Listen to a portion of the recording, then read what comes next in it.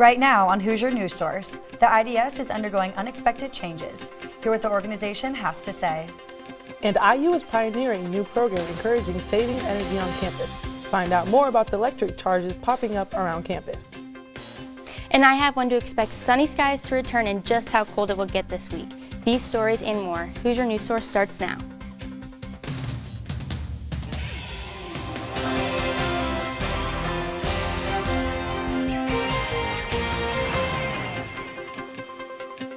Hello and welcome to this week's episode of Hoosier News Source. I'm Amelia Miles. And I'm Anna Cannon. To start off the show, Sarah joins us live in studio with this week's weather. Sarah? Thanks, Anna. So to start off the segment, first let's take a look at a photo sent in from one of our viewers. So you guys probably remember the storms that passed through Sunday and set off the tornado alarm. So this hail came from that same cell and produced hail that was about the size of a plum. And you can see this hail came from just south of Lake Monroe. And that impressive size of hail was found just south of Lake Monroe, and the storm that produced that hail went on to produce a tornado, and we could hear the sirens from that at IU as well.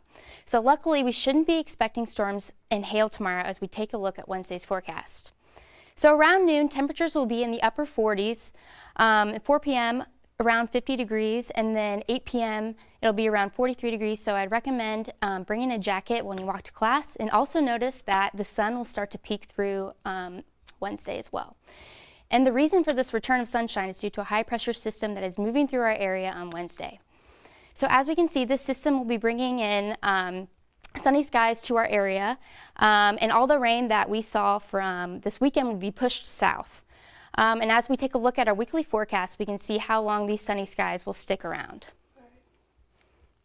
It will be sunny Wednesday through Friday, but as you take a look at Friday, temperatures will be as cold as 36 degrees. And then if you're planning on participating in IUDM on Saturday, it'll be around 44 degrees. So if you want to take a break from dancing, going outside will be a nice relief for you. And then the chances for rain return on Sunday, and then Monday and Tuesday, the sun pops back out and temperatures are around 50 degrees at the end of the week. Anna, Amelia, back to you.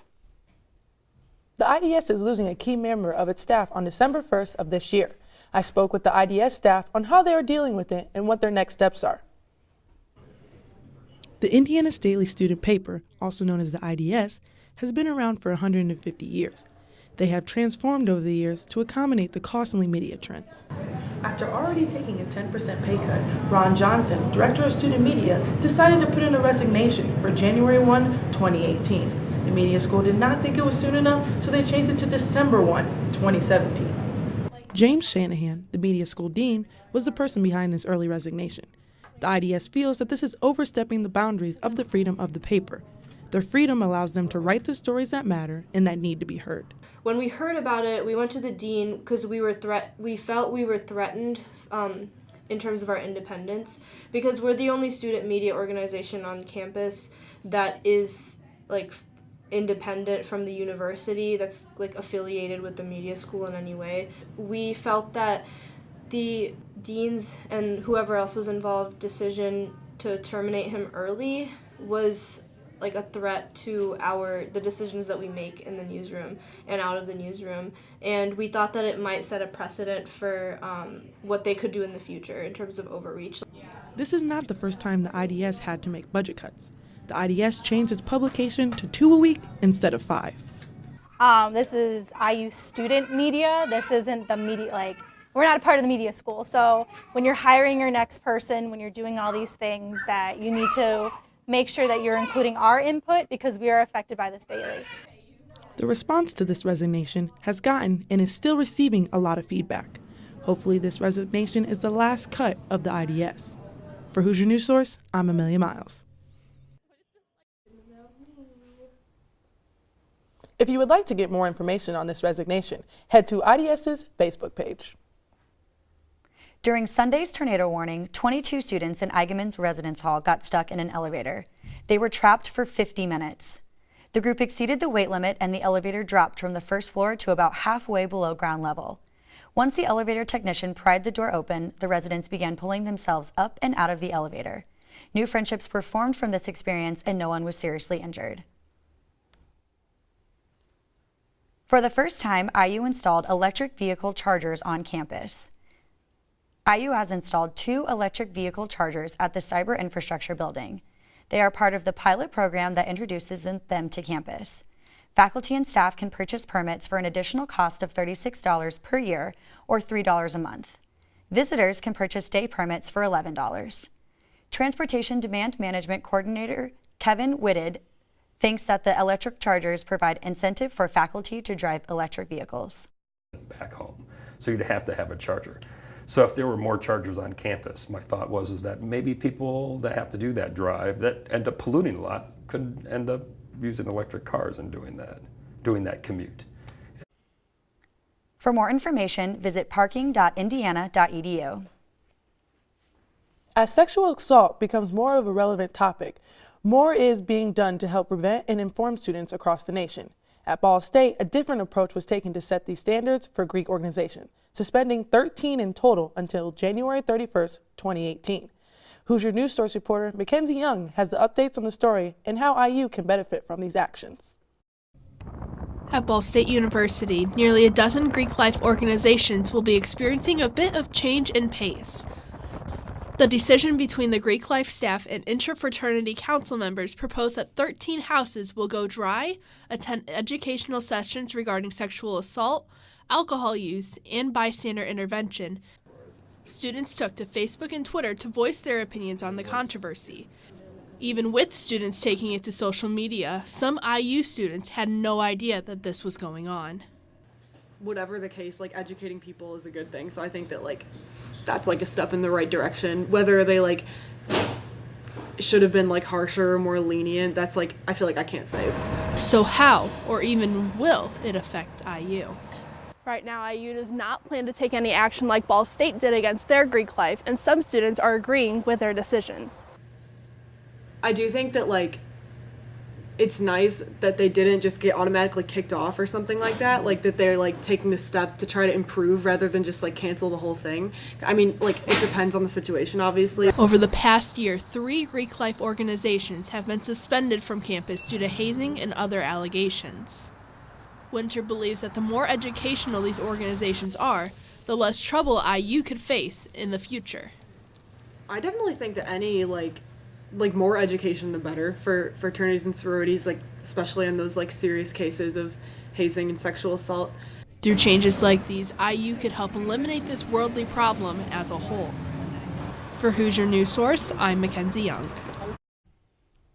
For more on IU's Greek life and other student news, visit studentaffairs.indiana.edu.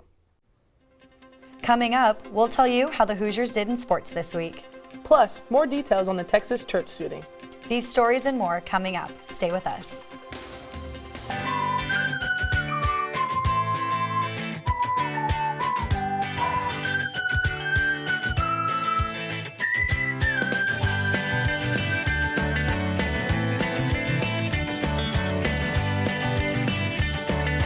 And it's an honor to be here.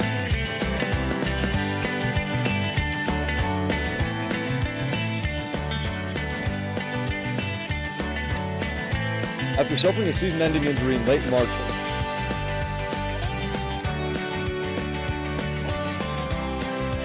As you can see behind me,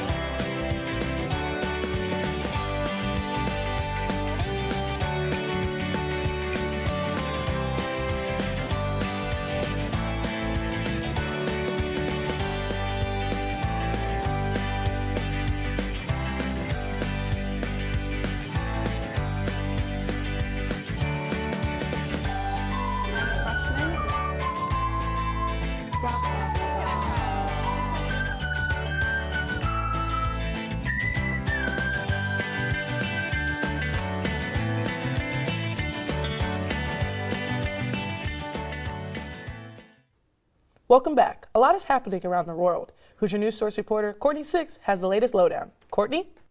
Thanks, Amelia. Let's take a look at what's been going on in the world around us. First, our thoughts go out to the victims and their families who were killed at the First Baptist Church in Sutherland Springs, Texas. 26 people were killed when 26-year-old gunman Devin Kelly opened fire Sunday. Officials are still searching for a motive, but say Kelly should have never been allowed to purchase those guns in the first place, as the U.S. Air Force failed to report his criminal history to the FBI. Kelly was dishonorably discharged from the Air Force after several violent domestic charges. Also, an FBI investigation is ongoing in Whitefish, Montana. Interior Secretary Ryan Zinke and Whitefish Energy has stated they were not in contact with the $300 million contract to aid in Puerto Rico's collapsed power grid, but that has not stopped a partial investigation. The governor of Puerto Rico has since canceled the contract, believing there were political connections that led to it, as Whitefish is Zinke's hometown. 75% of the island is still without power. And there has been a lot in the news lately about Catalonia wanting its independence from Spain. However, a silent majority rallied in the streets of Barcelona to show independence may not be what they want after all. The rally, called We Are All Catalonia, includes chants, celebration, and frustration with the Catalan parliament, which voted for independence from Spain and fled to Belgium after the central Spanish government took direct control of the region. Those politicians have been taken into custody after they failed to show up in Madrid for questioning. That's all for this week's Lowdown. If you know of a world news topic that you would like covered, let me know on Twitter at CGCISC Back to you. Thanks, Courtney. The Center of Excellence for Women in Technology partners with UITS each month to provide workshops and training on the 3D printers here on campus. I talked with a CWIT employee to find out how it works.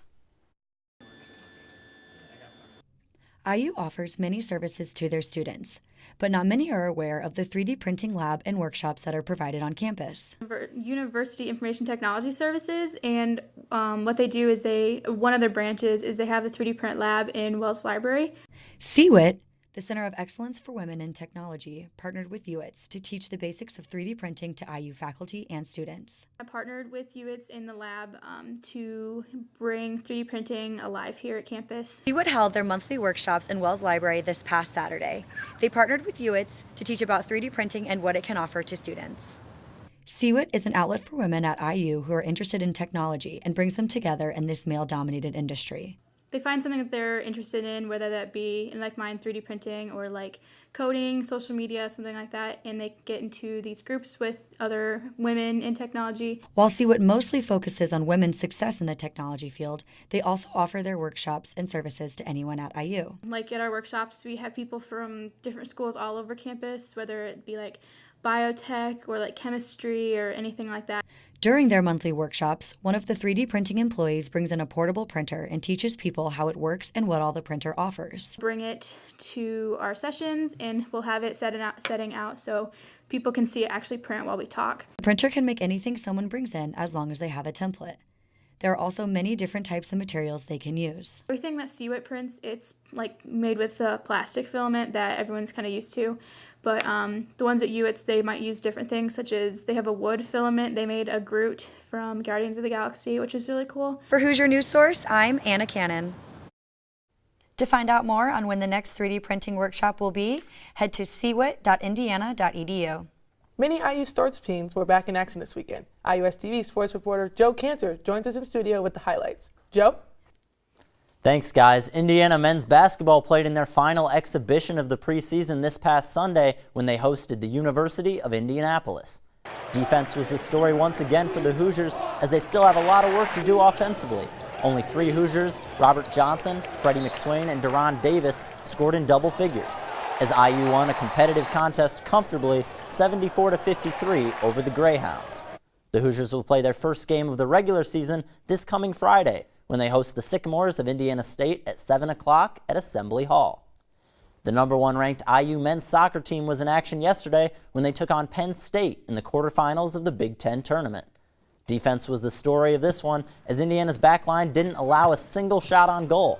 With the game tied 0-0, the two teams headed to overtime, where the golden goal would be scored in the 97th minute by Corey Thomas to propel the Hoosiers into the Big Ten semifinals. IU is still undefeated on the season at 14-0-4, and they will square off against the Ohio State Buckeyes on Friday with a spot in the Big Ten championship game on the line. The Indiana football team had another chance to break through when they hosted the number 9 ranked Wisconsin this past Saturday. The Hoosiers led 10-0 in this one, but Wisconsin's offensive line overpowered IU's, opening up huge holes for Badgers halfback Jonathan Taylor. Richard Lego started at quarterback for a banged-up Peyton Ramsey. Lego threw 2 touchdowns, but was also picked off twice. Ultimately, losing the turnover battle and failing to stop the run resulted in IU losing 45-17. The team will be in action next on Saturday when they travel to Illinois. So you guys excited for Saturday's game against Illinois? Yeah, I'm really excited. I'm a senior this year, so I'm really hoping that, these last few games are really going to pull through. Yeah, hoping the Hoosiers can finally break through. I know we all are. Hopefully their defense steps it up, because the past couple games, it's not been pretty good. So they need to step up their game if they want to at least get some points on the board. Yeah, they've given up 40 points in both of their last 2 contests. Not gonna win that way. Thanks, Joe. That's all we have for you this week. For more campus and local news, visit our website at iustv.com. And like us on social media. Like us on Facebook at IUSTV News and follow us on Twitter at Hoosier NW Source. From all of us here at IUSTV, thanks for watching, and we'll see you next week.